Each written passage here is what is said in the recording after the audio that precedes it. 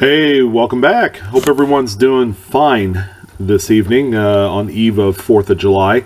I figured we look back and kind of discuss something that maybe has a little bit more appeal among, some of you in terms of early American history and all that great stuff. But early American coinage, okay, in any form, primarily early copper, all the way up to maybe, like the earlier years of Lincoln cents.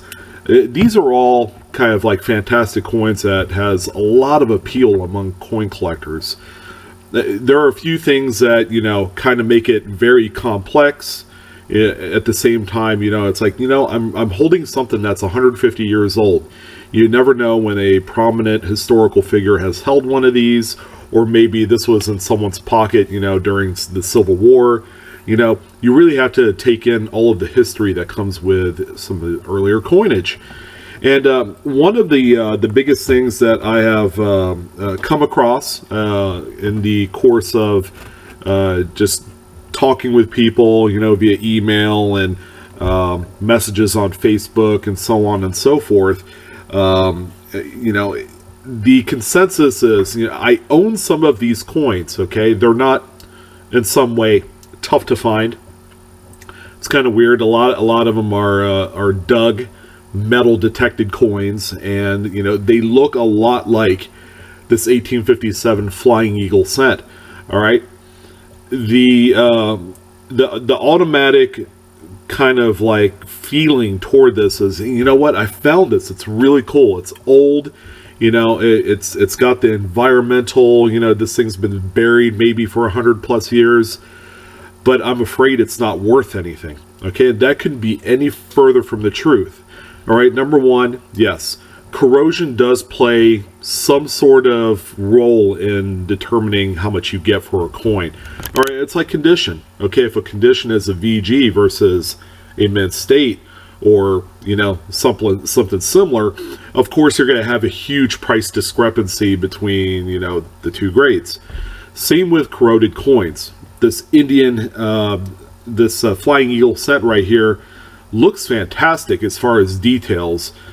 However, this was a dug coin at one point, all right, and let's say a comparable coin in an XF condition type status would be about $125 for this particular date. Now, how does corrosion play a role in the depreciation of a coin such as this? There are a few things that kind of you have to take into consideration when it comes to pre-1900 copper. All right, any cent, penny, half cent, you name it, 2 cent piece. A lot of them somehow, some way are going to have some sort of corrosion on them. A lot of them have been lost, over time. They fall into the ground and have subsequently been buried by leaves and dirt and so on. So there are a lot of coins of this nature out there. Now, the more corroded a coin is, obviously will take a drastic hit on the valuation of such a coin. Okay, but if you have a coin like this, where you could definitely tell a lot of the devices and the sharpness and crispness, like I could tell you right now, unequivocally, this is an extremely fine graded coin. You could see a lot of the feathers on the wing, on the reverse. You have lots of detail in the wreath. 1 cent is prominently displayed, and then in United States of America on the obverse, and the date is sharp. If this coin had a variety like a misplaced date or a double date or a double die, then it would be easy to spot even with the corrosion. Okay, that's the good news.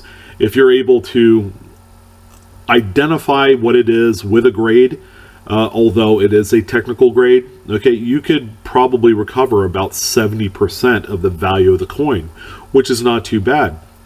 Now, there are certain instances where actually the corrosion will actually enhance the value of a coin. Okay, take for example any shipwreck type of coin from like the USS Republic, for example, is a great historical shipwreck. Lots of silver coins from $50 to to gold was recovered off of this the ship at one point, and a lot of the coins have since been slabbed, and through companies like NGC, and you know, they'll say shipwreck effect on there. Okay, these are actually corroded coins. Not surprisingly, salt water absolutely doesn't number on, you know, not only copper but silver as well. All right, so these coins in the marketplace actually sell for about 3 to 4 times what the book value is for the grade. All right, so a technical grade, let's say of an XF in one of these shipwreck coins at $100 for, let's say, a seated Liberty $half, would sell pretty close to $400 to $500 as a shipwreck coin. Okay, so the provenance, the historical aspect of a corroded coin all play a huge role in determining the value of a coin. Civil War dated coins are another example of, you know, perceived quality and appearance doesn't always, you know, match up to the amount of money it's worth. Okay, so in some instances, these coins are worth a lot more than the condition that they hold, just because of, you know, the provenance and the time in America when, you know, this coin was lost. So there's a lot of desirability when it comes to that. People love a great story. People love American history. I'm one of those history buffs. So, you know, before you go and write off your corroded coin, now if it's like a 1999 penny, that's a different story. That thing's pretty much written off for trash. But for the most part, a lot of these earlier coins, okay, whether it's your copper, silver, you know, your nickels, whatever the case may be, do a little research.